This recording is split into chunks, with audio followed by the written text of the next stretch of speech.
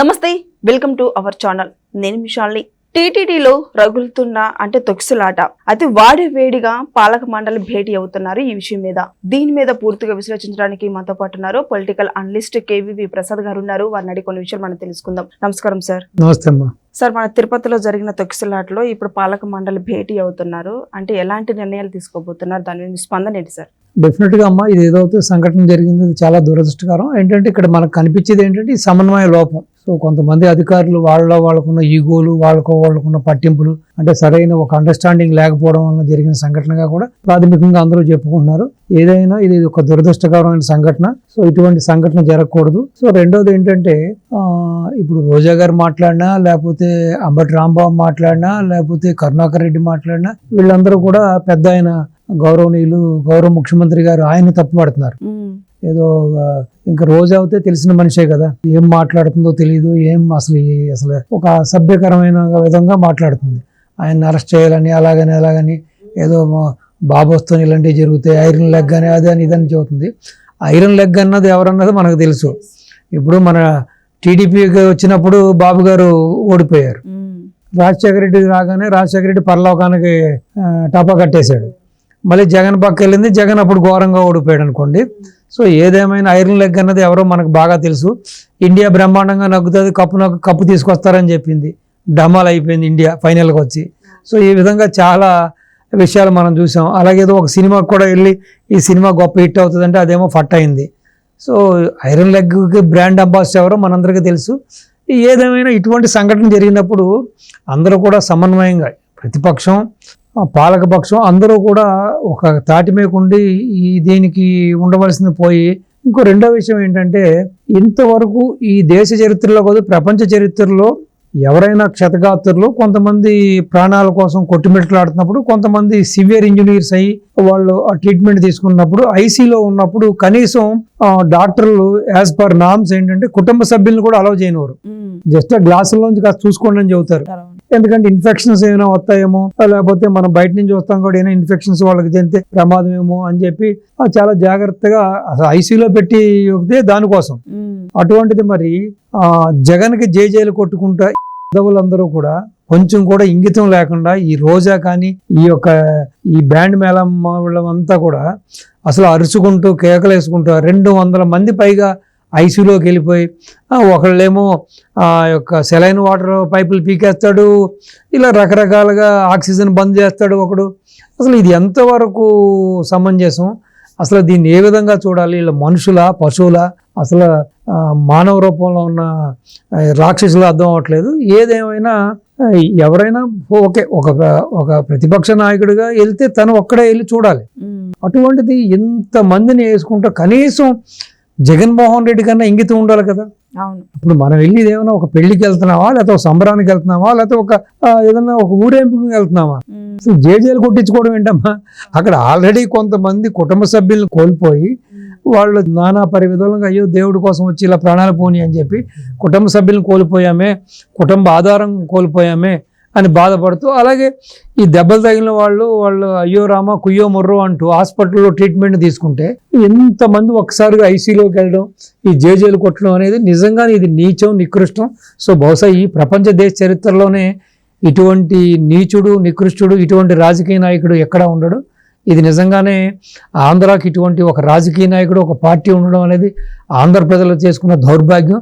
రెండోది, ఈ రోజుకి కూడా కొంతమంది కులం పేరుతో, మతం పేరుతో జేజేలు కొడుతూ అతను వెనకాల తిరగడం అనేది ఇంకా నీచ నికృష్టం. అసలు ఇంకా అతనికి ఓట్లు వేస్తున్నారంటే ఇంకా వాళ్ళ మనుషులు అనాలా, లేకపోతే వేరే విధంగా అనుకోవాలి తెలియదు. అదేవిధంగా అతనికి పోయినసారి అధికారం 16 నెలలు చెప్పకూడదు తిని ఇన్ని అన్యాయాలు దుర్మార్గాలు చేసిన వాడికి అధికారం అంటగట్టి 5 ఏళ్ళు నానా ఇబ్బందులు పడ్డారు. సో అయినా సరే ఆంధ్ర వాళ్ళకి ఇంకా బుద్ధి రాలేదంటే మనం ఏం చేయలేం. ఏదేమైనా ఇటువంటి పార్టీని, ఇటువంటి నాయకుడిని సమర్థించడం అంటే నిజంగానే అవినీతిని, దుర్మార్గాన్ని, ఈ భూ కబ్జాదారుల్ని, ఈ అక్రమదారుల్ని కూడా మనం సమర్థించినట్టే. మనం నిజంగా ఇది క్షమించరాని నేరం ఇది. సో అదేవిధంగా మీరు చెప్పినట్టుగా ఈ టీటీడీ ఏదైతే ఇప్పుడు పాలక మండలి జరుగుతుందో, సో డెఫినెట్గా ఇది ఒక భేటీ వేడిగా ఒకళ్ళ మీద ఒకళ్ళు ఆరోపణలు చేసుకోవడం, అరుచుకోవడం మాత్రమే కాకుండా ఇప్పుడు అసలు సమగ్రంగా విచారణ జరిపి ఒకటి ఇటువంటి ధార్మిక దాంట్లో పని చేయాలంటే ముందు హిందూ ధర్మాన్ని, హైందవ ధర్మాన్ని, ప్లస్ అలాగే హ్యుమానిటేరియన్ గ్రౌండ్స్ అంటారు, అంటే మానవతా విలువలు ఉండాలి ఎక్కువ. అంటే ఎంతోమంది సుదీర్ఘ ప్రాంతాల నుంచి వృద్ధులు, వయోవృద్ధులు, రోగగ్రస్తులు, పిల్లలు, ఆడవాళ్ళు, మగవాళ్ళు, ఈ విధంగా వివిధ రకాలైన మనుషులందరూ కూడా దేశ విదేశాల నుంచి, నలుమూలాల దేశంలో ఉన్న రాష్ట్రాల నుంచి వస్తారు. కాబట్టి రాగానే తిన్నారా, ఉన్నారా, అసలు వాళ్ళ పరిస్థితి ఏంటి, ఇది చలికాలం, అసలు వాళ్ళు ఎక్కడున్నారు, ఏ పరిస్థితిలో ఉన్నారు, వాళ్ళకి ఏదో వచ్చిన వాళ్ళకి టీ కాఫీలు ఇద్దామా, కాస్త టిఫిన్లు పెడదాం, భోజనం పెట్టడం లేకుండా ఏదో బంధువుల దొడ్డిలో బంధించినట్టుగా ఎక్కడో అవుటర్లో బయట బంధించడం అనేది ఇదంతా కూడా కోఆర్డినేషన్ ప్రాబ్లమే. అంటే ఏంటంటే ఏదో మాకు ఈ పదవి అలంకార ప్రాయం, మాకు నెల వచ్చేటప్పటికి జీతం వస్తుంది, మిగతా వాళ్ళు ఎలా పోతే ఏం పర్లేదు, ముఖ్యమంత్రి గారికి చెడ్డ పేరు వస్తే మాకేంటి, పాలకపక్షానికి చెడ్డ పేరు వస్తే మాకేంటి, టీటీడీ చైర్మన్కి చెడ్డ పేరు వస్తే మాకేంటి, లేకపోతే ఈ కూటమి ప్రభుత్వానికి చెడ్డ పేరు వస్తే మాకేంటి అనే ధోరణి కాకుండా ఈ ధార్మికత, ఈ మానవతా విలువలో ఉన్న వాళ్ళని అక్కడ ఉద్యోగాల్లోకి తీసుకోవాలని, అటువంటి ఉద్యోగం, అటువంటి ధార్మికత, అటువంటి మానవతా విలువలు లేని వాళ్ళని ఈ విధంగా ఒక మనుషులు కష్టాల్లో ఉన్నప్పుడు, లేకపోతే వాళ్ళ యొక్క బాధలు కూడా తెలియకుండా అసలు వాళ్ళని ఏ విధంగా ట్రీట్మెంట్లో తెలియని వాళ్ళని కూడా ఆయా ఉన్నత స్థానాల్లో పెట్టడం, ఆ యొక్క ఉద్యోగస్తులుగా నియమించడం అనేది కూడా ఈ ప్రభుత్వం యొక్క తప్పిదంగానే చూడాలి. ఏదేమైనా 5 ఏళ్లలో జగన్మోహన్ రెడ్డి పరిపాలనలో మొత్తం అన్ని వ్యవస్థలు మనం చూసాం భ్రష్టు పట్టిపోయి. సో కంప్లీట్గా ఇక్కడక్కడం లేదు, దేవుడు లేదు, వేరే శాఖ లేదు, వేరే డిపార్ట్మెంట్ లేదు, ప్రతి చోట కూడా ఏంటంటే ఒక వర్క్ కల్చర్ అనేది పూర్తిగా పోయింది. సో వర్క్ కల్చర్ అనేది ఇంకా కూడా రావట్లేదు, ఇంకా కూడా సమన్వయ లోపం, ఇంకా కూడా తప్పుడు జీవోలు రిలీజ్ చేయడం, అలాగే కట్ అండ్ పేస్ట్ చేయడం, అంటే ఒక సరైన నిర్ణయాలు తీసుకోకపోవడం, అలాగే ముఖ్యమంత్రి గారిని కానీ మిగతా మంత్రులు కానీ వీళ్ళందరినీ కూడా తప్పుదోవ పట్టించడం.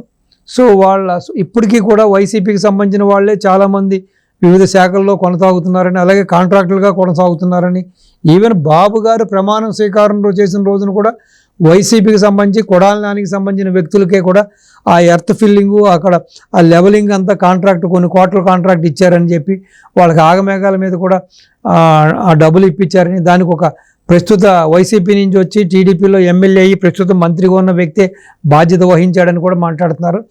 అదేవిధంగా తులసిబాబు అనేవాడు రఘురామరాజు గారిని ఇబ్బంది పెట్టి గుండెల మీద కూర్చున్న మనిషిని అతన్ని గుడివాడ రాము అనే ఎమ్మెల్యే కలిశాడని కూడా చెబుతున్నారు. సో ఏదేమైనా మరి ఈ మొత్తం మీద గౌరవ ముఖ్యమంత్రి గారు కూడా దీన్ని కఠినంగా తీసుకోవాలి. ఇటు అన్ని గుడుల్లో కూడా, ఇక్కడని కాదు ప్రతి గుడిలో కూడా అసలు ఎవరున్నారు, ఎవరు చేస్తున్నారు, వాళ్ళ బ్యాక్గ్రౌండ్ ఏంటి, వాళ్ళ కులం ఏంటి, వాళ్ళ మతం ఏంటి, అసలు ఇతనికి దేవుడి మీద భయం ఉందా, భక్తి ఉందా, ప్రేమ ఉందా, లేకపోతే మానవతా విలువలు ఉన్నాయని అన్నీ కూడా బేరీ చేసుకుని అటువంటి లేని వాళ్ళని వేరే శాఖలకు మార్చేసేయండి. ఎందుకంటే ఇప్పుడు ఇది పూర్తిగా సేవతో కూడుకున్నదమ్మా. ఇప్పుడు వచ్చే భక్తుల్ని, నీ ఉద్యోగం, నీ హోదా పక్కన పెడితే, నువ్వు భక్తుడికి భగవంతునికి అనుసంధానమైనది అంబికా దగరావతి అనేది ఒక యాడ్ ఉంది. అలాగే ఈ భక్తుడికి భగవంతుడికి అనుసంధానంగా ఉండవలసిన ఈ అధికారులు ఇంత నిర్లక్ష్యంగా ఉండి, ఇప్పుడు నేనేమంటున్నానంటే ఆ వయసులో 7 పదులు దాటి దగ్గర ఇప్పుడు 74-75 ఏళ్ల వయసులో ఒక మహానుభావుడు, ఒక వ్యక్తి రాష్ట్రం కోసం అహార్నెస్లు, పెళ్ళం బిడ్డల్ని ఎప్పుడూ పట్టించుకోలేదనుకో ఆయన. ఎప్పుడు కూడా ప్రజలు అనేవాడు. కనీసం మనవడితో కూడా కాలక్షేపం చేసుకునే వయసులో ఇంకా రాష్ట్రం కోసం 24 గంటలు కష్టపడుతూ, దేశ విదేశాలు తిరుగుతూ, పెట్టుబడులను ఆహ్వానిస్తూ, ఢిల్లీ చుట్టూ ప్రదక్షిణాలు చేస్తూ, ప్రధానమంత్రి గారు వస్తే ప్రధానమంత్రి గారిని ప్రసన్నం చేసుకుని ఆయనతో మంచిగా మాట్లాడి, అలాగే వైజాగ్కి అనేక సంస్థలను తీసుకొస్తుంటే తెల్లారకు ముందే ఈ దుర్ఘటన. సో ఇప్పుడు ఇన్ని మంచి పనులు ఇన్ని చేస్తూ కూడా కనీసం మీరు ఉద్యోగస్తులుగా, మీరు ఒక అఫీషియల్స్గా మీ బాధ్యత మీరు నిర్వర్తించకుండా దానికి కూడా ముఖ్యమంత్రి గారిని తిట్టిస్తూ, దానికి కూడా ముఖ్యమంత్రి గారు తలవంపులు తెస్తూ, దానికి ఆయన క్షమాపణ చెప్పే పరిస్థితి తీసుకొస్తున్నారంటే ఇంకా మీరు మనుషులు అనుకోవాలా, లేకపోతే మిమ్మల్ని ఏమనుకోవాలో అర్థం అవ్వట్లేదు. రెండోది, జగన్మోహన్ రెడ్డి మనుషులు కూడా హాస్పిటల్లో ఉన్న వాళ్ళందరికీ తెల్ల కవర్లో పెట్టి అందరికీ డబ్బులు ఇచ్చి బాబు గారిని తిట్టించడం, అదొక పైచాచిక ఆనందం జగన్మోహన్ రెడ్డికి. మనం ఫస్ట్ నుంచి కూడా చూస్తున్నాం. అధికారంలో ఉన్నప్పుడు ఇలాగే రోజాని కాదు, ప్రతి ఎవరైతే తన మాట వింటాడో ఏదో ఒకళ్ళిద్దరూ ముగ్గురు నలుగురు తప్పించి ప్రతి వాళ్ళ చేత కూడా కుటుంబ సభ్యులను తిట్టించడం, ఆయన తిట్టించడం, ప్రతిపక్ష నాయకులను తిట్టించడం ఈ పని చేశాడు జగన్మోహన్ రెడ్డి అధికారంలో ఉన్నప్పుడు. సో ఇప్పుడు కూడా శవరాజకీయాలు చేస్తూ, అంటే ఈ మధ్యకాలంలో ఎక్కడా కూడా ఇటువంటి దుర్ఘటనలు జరగక ఎక్కడా కూడా ఒక శవం కూడా కనపడిపోయేటప్పటికి ఎంతో ఏదో లోటు లేమి కోల్పోయినట్టుగా ఫీల్ అయిన ఈ జగన్ అండ్ గ్యాంగు ఒక్కసారిగా 6 శవాలను చూసేటప్పటికి శివాలు ఎత్తిపోయి ఎంత ఆనంద పరవశం అంటే, ఇప్పుడు మనం సాధారణంగా చూస్తాం కదా, ఒక దేవుడి దగ్గరికి వెళ్ళి, ఇప్పుడు తిరుపతి వెళ్ళి మన దేవుడిని దర్శనం చేసుకోకుండా ఎంత పరవశానికి లోనవుతాం, ఒక ఆనంద డోలిలో తేలాడుతుంది మనసు. అటువంటిది వీళ్ళకున్న ఈ పైచాచికత్వానికి, ఈ యొక్క సైకోయిజానికి ఏంటంటే శవాన్ని చూడగానే వీళ్ళకి ఎక్కడలేని ఆనందం. సో ఆ పైచాచిక కరాళదనులు అంటారు చూసావు కదా, ఆ కరాళ నృత్యాలు చేస్తారంటారు కదా, ఈ పిచాచులు అన్నీ చేస్తాయన్నమాట, బ్రహ్మ పిచాచులు అన్నీ కూడా. సో ఒక శవం కనపడగానే అబ్బా అలా ఆహారం దొరికిందని చెప్పి దాని చుట్టూ డ్యాన్సులు వేసి పాటలు పాడుకుని తర్వాత దాన్ని భుజింతాయి. వీళ్ళ పరిస్థితి కూడా అలాగే ఉంది. ఆ శవాన్ని తినకపోయినా కూడా అంతకు మించి ఆనందాన్ని పొందుతున్నారు వీళ్ళు. సో ఏదేమైనా రాష్ట్రంలో జరుగుతున్న సంఘటనలు, రాష్ట్రంలో జరుగుతుంది డెఫినెట్గా దీని వెనకాల ఏదైనా కుట్ర కోణం ఉన్నదన్నది కూడా గవర్నమెంట్ చూడవలసిన బాధ్యత ఉంది. ఎందుకంటే ఇప్పుడున్న కొంతమంది అధికారులు కూడా ఇప్పటికీ కూడా వైసీపీకి తొత్తులుగానే ప్రవర్తిస్తున్నారు. కాబట్టి ముఖ్యమంత్రి గారు ఆ దిశగా కూడా ఒక సమగ్రమైన విచారణ జరిపించి బాధ్యతలందరినీ కూడా తప్పించి, సో ఓపెన్గా అందరికీ ఒక లెటర్ ఇవ్వాలి, ప్రతి వాళ్ళకి ఒక నోటీస్ ఇవ్వాలి, చిన్న పెద్ద లేదు. టీటీడీలో పనిచేసే వాళ్ళకి మీరు పూర్తిగా నియమ నిబంధనలతోటి, భగవంతుడి మీద ఉన్న భక్తి శ్రద్ధలతోటి, అలాగే భక్తుల మీద మానవతా విలువలతోటి వచ్చిన భక్తుల్ని మీ కుటుంబ సభ్యుల్లాగా, మీ ఆప్తుల్లాగా, మీ బిడ్డల్లాగా చూసుకునే టైం మీకుంటే, ఆ మనస్తత్వం మీకుంటే, ఆ వ్యక్తిత్వం మీకుంటే కొనసాగండి. మీకు లేదు, మేము ఆ విధంగా చేయలేము, ఆ సపర్యలు చేయలేము, ఆ సేవలు చేయలేము అని చెప్తే మీరు శాఖ మారిపోండి, వేరే డిపార్ట్మెంట్కి వెళ్ళిపోండి, లేదంటే ఉద్యోగం వదిలిపెట్టి ఇంటికి పోండి. అంతేకాని ఎక్కడో సుదీర్ఘ ప్రాంతాల నుంచి వచ్చిన భక్తులు భగవంతుడి కోసం వస్తే ఈ విధంగా ప్రాణాలను పోగొట్టుకుని, వాళ్ళ కుటుంబ సభ్యులేమో ఏకాకులయ్యి, కుటుంబ సభ్యులేమో కుటుంబ పెద్దలను పోగొట్టుకుని ఈ విధంగా తలడేలా ఉన్నది నీచం, నికృష్టం. కాబట్టి ఎప్పటికైనా సరే ఈ పాలక మండలి చేసి, ఇప్పుడు అనవసరంగా ఈ ఆచారం లేని ఆచారాన్ని ఈ యొక్క 5 ఏళ్ల గవర్నమెంట్లో ఆ సుబ్బారెడ్డి జగన్మోహన్ రెడ్డి బాబాయ్ చైర్మన్ ఉన్నగా తీసుకొచ్చాడు ఈ టోకన్ సిస్టమ్ ఇంతా కూడా. నేనేమంటానంటే అది మంచిదవుతే కొనసాగించండి, లేదంటే తీసేయండి. లేదు మనకి ఇప్పుడు టెక్నాలజీ ఇంత డెవలప్ అయింది కాబట్టి ఫిజికల్గా ఎందుకు ఇస్తారు, మీరు ఆన్లైన్లో పెట్టేసేయండి. 1,00,000 టికెట్లో 70,000 టికెట్లో పెట్టేసేసేయండి. ఒక రోజుకి ఇంత స్లాట్ పెట్టండి. ఇప్పుడు సపోజ్ ఒక 10 లక్షల టికెట్లు ఇస్తున్నారయ్యా, ఒక రోజుకు 1,00,000 పెట్టండి, లేకపోతే రోజుకు 50,000 పెట్టండి. దీనికి ఈ వచ్చే ఈ పర్వదినానికి ఒక వారం రోజులు 10 రోజుల ముందే దీన్ని రిలీజ్ చేయండి. సో ప్రతిరోజు వాళ్ళుగా డౌన్లోడ్ చేసుకుంటారు. ఒక మనిషికి ఒక ఆధార్ పెడితే ఒక టికెట్ అని చెప్పండి. అసలు ఇటువంటి దేశం నలుమూల నుంచి కూడా వాళ్ళు బుక్ చేసుకుంటారు, మెల్లిగా వాళ్ళు చేరుకుంటారు అక్కడికి. ఈ గొడవ ఎందుకు? ఎలాగో 10 రోజులు దర్శనం చేసుకోవచ్చు అంటున్నారు కదా, ఒక రోజుకి ఇంతమందిని కేటాయించండి. ఇదిగోనయ్యా నీ స్లాటు, ఇగో ఈ 10వ తారీఖుని, నీది 11, నీది 12 అని పెట్టండి. అప్పుడు ఈ తొక్కిసలాటలు ఉండవు, ఈ గొడవలు ఉండవు. ఇది కనీసం ఒక చిన్న కామన్ సెన్స్. రెండోది, ఈ సంఘటన జరిగినప్పుడు అక్కడ ఏదో పడిపోయారు, వాళ్ళని రక్షించడం కోసం గేట్లు తీశారు, బ్యారికేడ్ తీశారన్నారు. తీసినప్పుడు ఏం చేయాలి? మైక్లో ఒక అనౌన్స్మెంట్ చేయాలి, బాబు టికెట్లు ఇంకా ఇష్యూ చేయట్లేదు, కౌంటర్ ఓపెన్ చేయట్లేదు, ఎవరు అవసరపడద్దు, ఎవరు ముందుకు రావద్దు, అక్కడ ఒక స్త్రీ పడిపోయింది, లేకపోతే ఒక 2 వ్యక్తులు పడిపోయారు, వాళ్ళకి ఫస్ట్ ఎయిడ్ చేయడం కోసం మేము లోపలికి వెళ్తున్నాం, అందుకనే ఓపెన్ చేస్తున్నాం, ఇక్కడ ఎవ్వరు మీ స్థానాల్లో ఉండండి అని అనౌన్స్మెంట్ చేయడానికి కష్టం ఏంటి?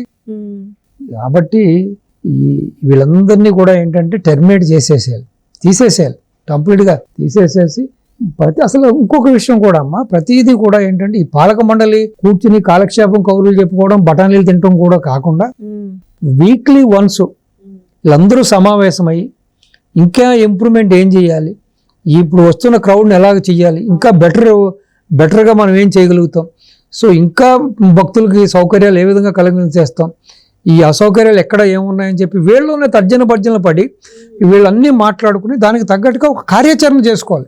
వెళ్ళాము, ఒక స్పెషల్ దర్శనం చేసుకున్నాము, స్వామి ప్రసాదాలు స్వీకరించి ఇంటికి వెళ్ళాము అనేది కాదు. ఇది అలంకారప్రాయం అనుకోవద్దు. బాబు గారు ఇచ్చారు, మీ అందరి మీద గౌరవంతో మర్యాదతోటి మీ అందరికీ పాలక మండలి సభ్యులుగా ఇచ్చారు. దానికి సార్థకత చేకూర్చండి. భగవంతుడు భక్తులు హర్షించేలాగా ఆనందించేలాగా మీరు నడుచుకోండి. ఆ విధంగా చర్యలు తీసుకోవాలని బిఆర్ నాయుడు వీళ్ళందరితోటి కూడా సమన్వయం చేసుకుని ఆ విధంగా చేసుకోవాలి. అప్పుడే భక్తులకి మంచిది, దేవస్థానానికి మంచిది, అలాగే రాష్ట్ర ముఖ్యమంత్రికి కూడా మంచిది. ఎందుకంటే వీళ్ళందరి తప్పులకి ఆయన ఎందుకు బాధ్యులు అవ్వాలమ్మా? సో కాబట్టి ఇప్పటికైనా సరే వీళ్ళు తప్పులు తెలుసుకుని ఆ దిశగా వీళ్ళు చర్యలు తీసుకుంటారని, తప్పులు సరిదిద్దుకుంటారని మీ ద్వారా ఆశిస్తున్నాను. Thank you sir. నమస్తే అమ్మా.